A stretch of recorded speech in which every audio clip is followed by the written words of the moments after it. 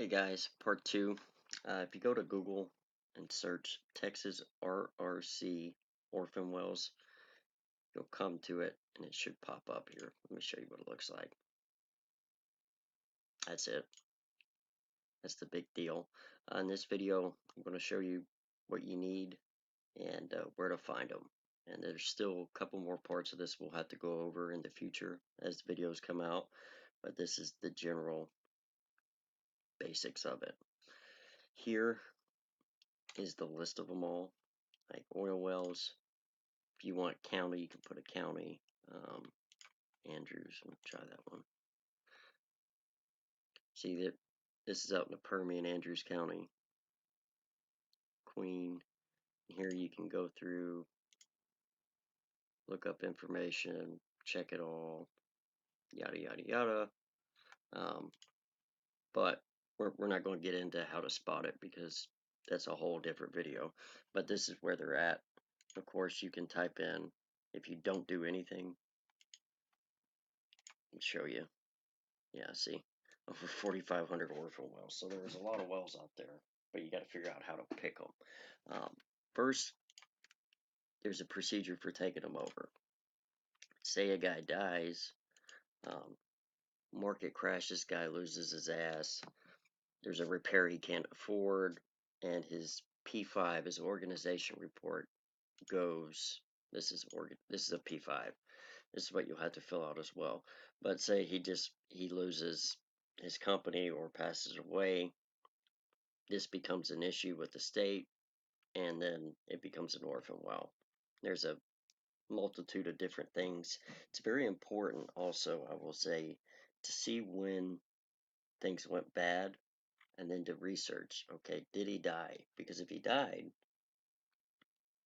then the wells could be really good and he passed away and it just went away. The same with bad market. If a company went under during a bad market, it's not to say the wells were necessarily bad.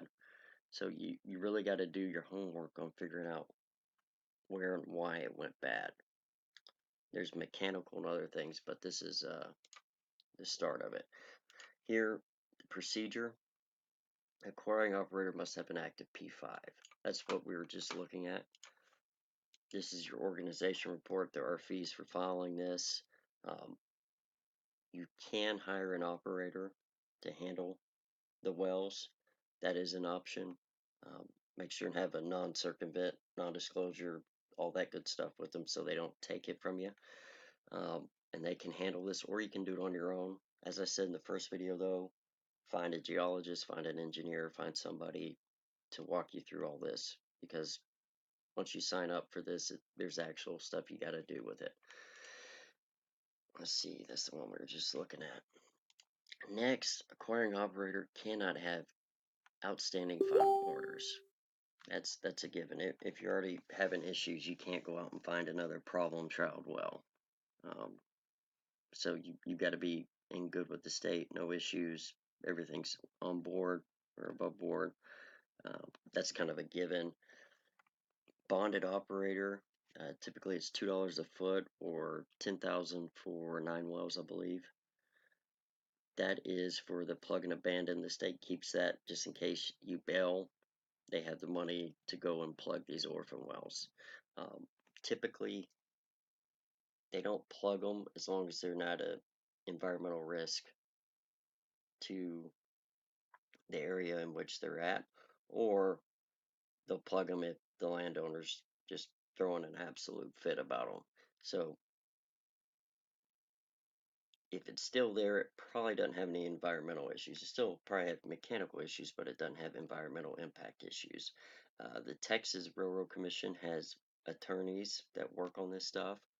You can call them and ask them about a well, and they can actually check on it for you to see if it's on the plugging list. If it's on the plugging list, you need to know why it's on the plugging list. And sorry, I'm bouncing around, but there's a lot here. If it's on the plugging list, you need to know why it's on the plugging list, because is it an environmental issue? You sure as hell don't want to do that.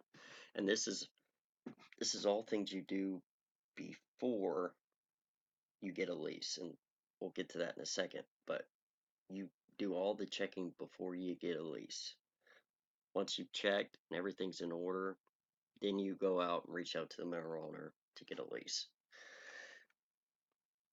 The acquiring operator must have sufficient financial assurance to cover the acquisition along with all currently operated wells. Like I said in the first video, you can't do this for $5. You've got to be able to show the Railroad Commission that you are in fact financially capable of taking over these wells, because they don't want to have to go through the whole process again of, well, shit, we got a bum doing this. Typically, bank manager, things of that nature can get that cleared up real quick. More than anything, they just want to make sure you can get it done, more or less. Any form P4, Producers Transportation Authority and Certificate of Compliance holds. This is when you drill an oil well or have an oil well, you have to have a P4, and that is who's buying it. Whether it be, there's Sunoco, there's a ton of guys. On the well data, when we were looking at the well data here, let's see if we can find a P4 real quick. Yeah, right here. Field name, operator, and then Plains Marketing is buying 100%. So wherever it is, you pull the well file, you figure out who the P4 is, and then you contact them and see if there's any issues on their end with it. Also, if you're doing a gas well, you gotta see what they're actually paying, because the last thing you want is taking over a well that's just got a horrible gas gathering contract. You could be losing money. So that's a P4, and like I said, in the well file, you can go through, figure it out. Plains Marketing.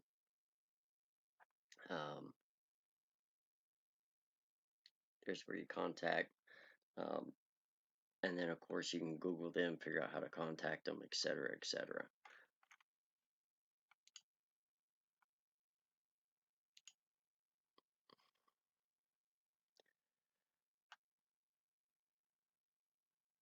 And that's, yeah, covered that. Non-compliance, that's typically, you typically don't see a lot of issues in there, and if you do, you see it real quick, whether somebody owes somebody money, etc., etc.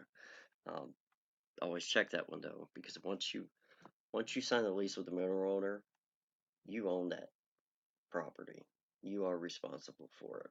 And that's why your homework and this is so important. It can be very rewarding, but you've got to do your homework on these things. The acquiring operator must have and may be required to provide proof of a good faith claim to operate the wells. Good faith claim is a lease. Plain and simple. You've got to get a lease. So you've got to get a new lease. Typically, you can sign a new lease. Fairly simple, because you're going to the mineral owner and saying, hey, we want to turn this back on for you, make you money. So typically that's pretty easy. But like I said, once you do that lease, you own it. So, and there's still a process to go, but once you sign that lease, you're on the hook for it. So get as much information as you can before you sign the lease. Personally, I like to get a 30-day option on it. Give me 30 days to look everything over. That's the safest way. You pay them a little bit, a couple $100, 30-day option. If everything checks out, we'll come pay you some more cash and then take it over. That's typically the safest bet. Okay. 2 signatures from P4s.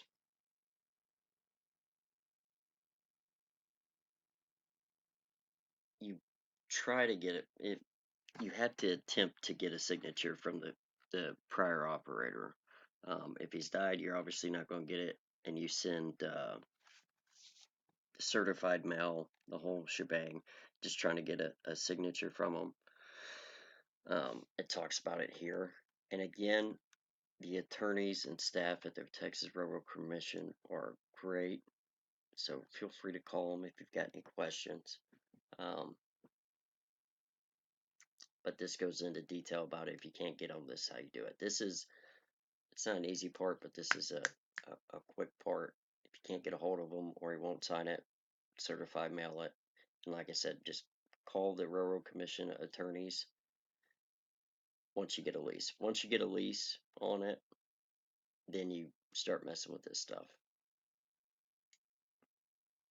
And then you get a lease on it, and then you're good, and you can start doing these things. If it's a large lease, and this is a tricky deal, always check with the legal department. But if it's say 20,000 acres, and you only get a subdivision, this is where it can get a little interesting. I'd stay away from that for now. If you're new to this, don't try to do this because that's too much work for you.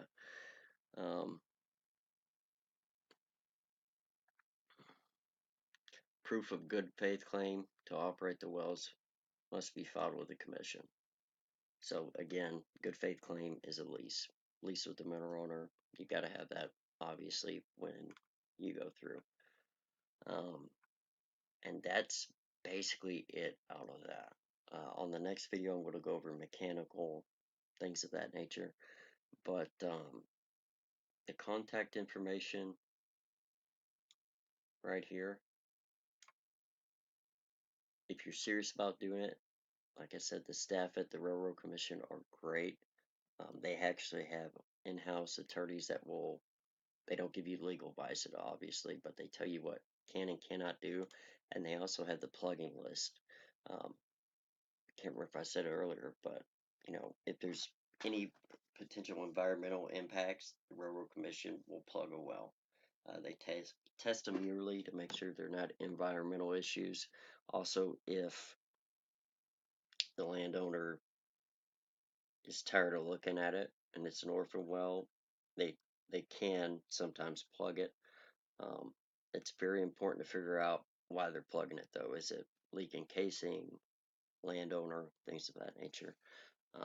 Please, tomorrow I should have the third video. I'm going to go step by step on this and kind of give you a rundown. There's some wells I'm actually going to go after, and I'm going to do step by step. It's going to be very vague at first because I don't want you guys taking it. No offense, but I don't want you guys taking it. Looks like we can get a deal done for about 15,000, 20,000 for 4 wells. So in theory, it should be good.